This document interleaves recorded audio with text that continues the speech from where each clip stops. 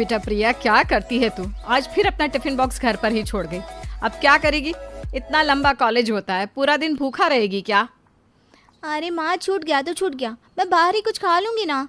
मुझे पता है, बर्गर मोमो खाएगी, उससे पेट कहाँ भरता है बेटा। ऐसा करती हूँ, मैं तेरा टिफिन कॉलेज में पहुँचा देती हूँ। नहीं नहीं नहीं, मुझे नहीं खाना आपका टिफिन। मैं कोई स्कूल में पढ़ने वाली छोटी बच्ची नहीं हूँ जो आप टिफिन देने आ जाओगी। बेटा, शाम से पहले तू घर नहीं लौटेगी और पूरा दिन भूखी रहेगी, यही सोचकर मुझे चिंता हो रही थी। माँ, मैं आपकी इस चिंता से ना थक गई हूँ, सच में। अब आप फ़ोन रखिए, मैं देख लूँगी, आपको ज़्यादा चिंता करने की ज़रूरत नहीं है। बेटी के ऐसे रूखे व्यवहार से शालिनी को बहुत बुरा लगता है, लेकिन वो अपनी ममता के आगे लाचार थी। पूरा दिन वो बेटी की चिंता में बिता देती है। शाम को जैसे ही शालिनी की बेटी प्रिया घर पहुंचती है, शालिनी दौड़ते हुए उसके कमरे में आती है। प्रिया बेटा, कुछ खाया था या पूरे दिन से भूखी है? तेरे लिए कुछ बना दूँ? मम्मा, मैं अभी अभी घर पर आई हूँ और आपको खाने के अलावा कुछ और सूझता ही नहीं है। अरे बेटा, ऐसी बात नहीं है, वो तू खाली पेट घर से चली गई ना, और टिफ़िन भी नहीं लेकर गई, तो मुझे तेरी चिंता हो रही थी। मम्मा, मेरा मूड ना पहले ही बहुत ख़राब है, अब बस मुझे थोड़ी देर शांति से बैठने दो, इतनी मेहरबानी कर दो। बेटी के मुंह से फिर से रूखी बातें सुनकर शालिनी उसके कमरे से बाहर आ जाती है। लगता है कुछ खाया नहीं है शायद, इसीलिए इतना चिढ़ रही है। कोई नहीं, बच्ची है, चाय बना देती हूँ, पीकर थोड़ी थकान दूर हो जाएगी। शालिनी बेटी के लिए चाय बना रही थी, तभी उसका बेटा पुष्कर घर में दाखिल होता है। अरे पुष्कर बेटा, आ गया? एग्ज़ाम कैसा हुआ बेटा? मम्मा, अगर मैं कहूँगा कि एग्ज़ाम बुरा हुआ तो आप उसको ठीक कर दोगे क्या? ऐसे फालतू क्वेश्चन करते ही क्यों आप? अरे बेटा, नाराज़ क्यों हो रहा है? मैं तो बस पूछ रही थी। अच्छा बता, चाय पिएगा? मम्मा, आप ना बहुत इनसेंसिटिव हो। आपको समझ में नहीं आता कि मैं ऑलरेडी 3 घंटे एग्जाम के स्ट्रेस से गुजर के आया हूँ। घर में घुसते ही फिर वही बातें, एग्जाम कैसा हुआ, मुंह क्यों लटका हुआ है। कभी कुछ और बातें भी तो कर सकते हो आप। और कुछ नहीं तो चाय पी ले, खाना खा ले। आपको कुछ नहीं हो सकता मम्मा। जा रहा हूँ अपने रूम में। बेटी की बात सुनकर शालिनी की आंखों में 2 आंसू लुढ़क आए। मैं इनसेंसिटिव हूँ? मुझे कुछ समझ में नहीं आता। सही तो कह रहा है बेटा। तभी बेटी की आवाज़ उसके कानों में पड़ी। मम्मा, चाय बना दो प्लीज। बेटी की आवाज़ सुनकर शालिनी ने कप में चाय छानी और चाय लेकर उसके कमरे में पहुंच गई। अंदर जाकर उसने देखा कि प्रिया बैठी हुई अपने मोबाइल में रील्स देखकर मुस्कुरा रही है। माँ, चाय रखकर दरवाज़ा बंद कर देना। 2 मिनट पहले मुझ पर ऐसे चिल्ला रही थी जैसे न जाने कितनी थकान है इसे, और अब आराम से बैठी मोबाइल चला रही है। याद भी नहीं कि माँ के साथ कैसा व्यवहार किया था। बेटी के कमरे से बाहर आकर शालिनी चाय का कप लेकर सोफे पर बैठ जाती है। अरे बहू, ऐसे मुंह लटका कर क्यों बैठी हुई है? तुझे पता नहीं है शाम का टाइम हो रहा है? शाम के समय मुंह लटकाने से घर में दरिद्रता आती है। माँ, मेरा मन बहुत दुखी है आज। सुबह प्रिया खाना नहीं लेकर गई थी, मैंने पूछा कुछ खा ले तो मुझ पर चिल्लाने लगी। बेटे से पूछा एग्ज़ाम कैसा हुआ तो वो भी उखड़ा उखड़ा सा जवाब देकर अपने कमरे में चला गया। ऐसा लगता है सब मुझसे बात करने की तमीज़ ही भूल गए हैं। अरे एक तो समय से बच्चों को खाना तैयार करके नहीं दिया, ऊपर से तू मुंह लटका कर बैठ गई। अरे गलती तो तेरी है ना, क्यों खाना नहीं दिया मेरी पोती को? और बहू, बात संस्कारों की होती है। ये तो तूने जैसे संस्कार सिखाए, बच्चे वैसे ही तो बातें करेंगे। सास की बात सुनकर शालिनी का मन उखड़ गया था। वो बात को बढ़ाना नहीं चाहती थी, इसलिए उठकर सास को चाय का कप पकड़ाकर रसोई में जाने लगती है। 20 साल हो गए तेरी शादी को, स्वाद नहीं आया तेरे हाथ में। चाय देखो ऐसे बना रखी है कि क्या बताऊं। ना कभी खाने में स्वाद रहता है ना चाय में। अरे औरत पेट के रास्ते से दिल में पहुंचती है। अरे किसी के दिल में पहुंच जाए ऐसा कौन सा काम करती है तू दिन भर में? बस मुंह टेढ़ा करना आता है इसे। शालिनी की आंखों में एक बार फिर आंसू आ गए थे। अपनी चाय खत्म करने के बाद वो रात के खाने की तैयारी करने लगती है। कुछ देर बाद शालिनी का पति संजय घर आता है। अरे शालिनी, फटाफट एक कप चाय बना दो, बहुत भूख लगी है, और जल्दी से कुछ खाने को भी दे दो। क्या बात है, आज टिफ़िन नहीं खाया क्या? इतनी जल्दी भूख कैसे लग गई? अरे गलती हो गई महारानी, माफ़ कर दो। मतलब कोई आदमी अगर लंच कर चुका तो उसे भूख नहीं लग सकती क्या? खैर, तुमसे कुछ भी कहने का मतलब ही क्या? कभी घर से बाहर निकल कर देखो तो पता चले ना कितनी मेहनत लगती है। सिर्फ घर में बैठकर चमचा हिलाने जितना आसान नहीं होता बाहर निकल कर नौकरी करना। अरे आप ऐसा क्यों बोल रहे हैं? मेरे कहने का वो मतलब नहीं था। मुझे लगा आप लंच करके नहीं आए इसलिए पूछ लिया। अरे यार, पूरे दिन ऑफिस में बॉस के सवालों के जवाब दो और घर आकर इन मैडम की बातें सुनो। बिना सवाल किए एक कप चाय नहीं मिल सकती क्या इस घर में? दिन भर काम करके मेरा बेटा लौटा है और आते ही उसका मूड खराब कर दिया। पता नहीं कब अकल आएगी इसे।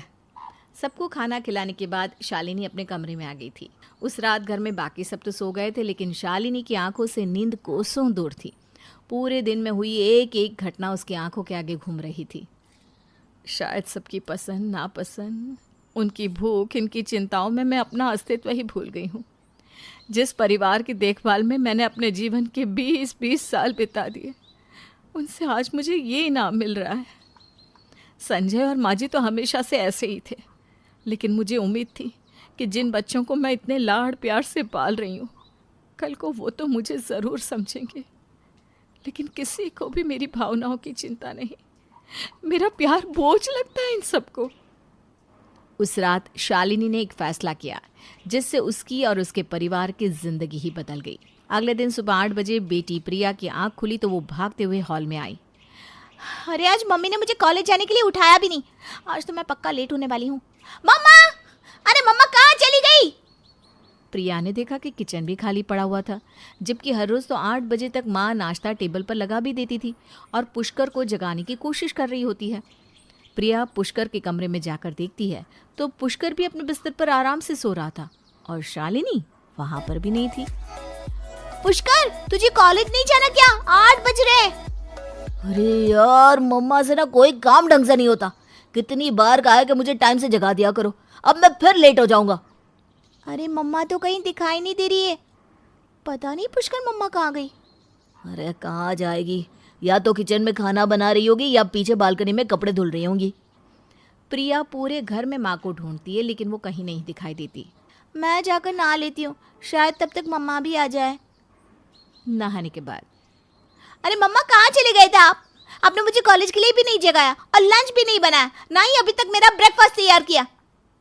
हाँ बेटा, मैंने ना जुम्बा क्लास ज्वाइन की है। अब से मैं सुबह वहीं जाया करूँगी। तुम उठने के लिए अलार्म खुद लगा लेना। मोबाइल फ़ोन है ना तुम्हारे पास? मम्मा आपने आज फिर लेट करवा दिया। आपसे कोई काम कहना ही बेकार है। हाँ बेटा, सच कहा। मुझसे ना मत कहा करो। अब 19 साल के हो गए हो, अपना काम खुद कर सकते हो, इसलिए अब से सेल्फ डिपेंडेंट हो जा। मैं किसी के आगे पीछे दौड़ने वाली नहीं हूँ।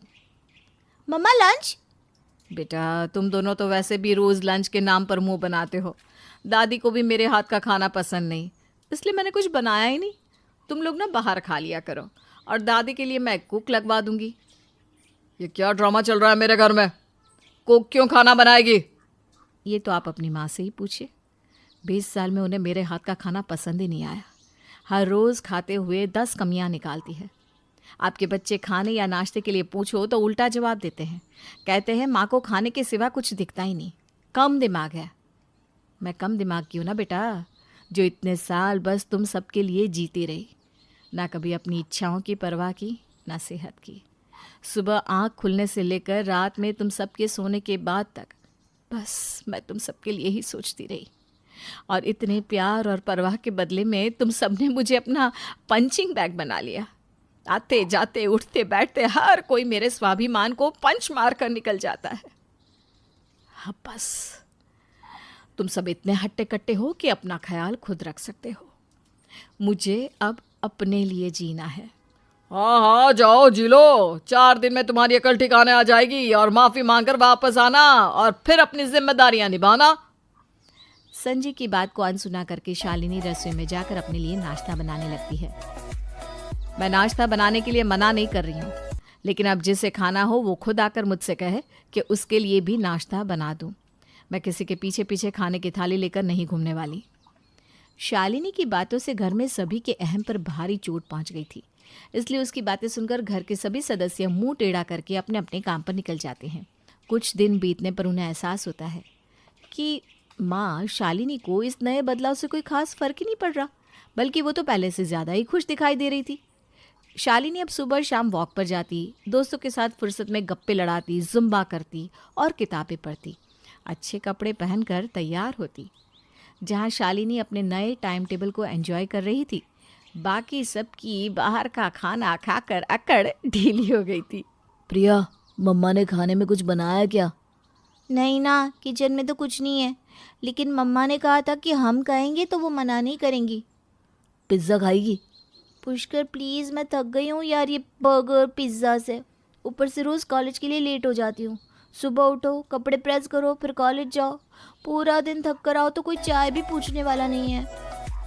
पर हमने भी तो गलत किया ना मम्मा के साथ। वो दिन भर हमारे पीछे घूमती थी, हमें सुबह उठाने से लेकर हमारे कपड़े धोकर प्रेस करके देती थी। हम दिन में 10 कॉफ़ी मांगे तब भी कभी चिढ़ती नहीं थी, और हमने उन्हें कभी समझा ही नहीं। वो कितना थक जाती होंगी ना, तब भी हमने कभी उन्हें अप्रिशिएट नहीं किया। ठीक कह रहे हो बेटा, मैंने भी कभी उसे समझा नहीं। माँ उसका अपमान करती रही, लेकिन मैंने कभी उसका साथ नहीं दिया। क्या कहते हो, माफ़ी मांग ले? हाँ पापा, मम्मा जैसा कोई हो ही नहीं सकता, हमें उन्हें सॉरी बोलना चाहिए। प्रिया, पुष्कर और संजय शालिनी से माफ़ी मांग लेते हैं। पति और बच्चों की आंखों में पश्चाताप देखकर शालिनी भी उन्हें गले लगाकर माफ़ कर देती है।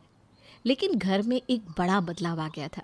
शालिनी का काम सभी थोड़ा थोड़ा बांट लेते हैं, जिससे उसे अपने लिए थोड़ा समय मिलता रहे। शालिनी की जुम्बा क्लास अभी भी चल रही है और वो अब थोड़ी शायरी भी लिखने लगी है, क्योंकि प्यार और अपनापन जीवन में बदलाव तो लाता ही है।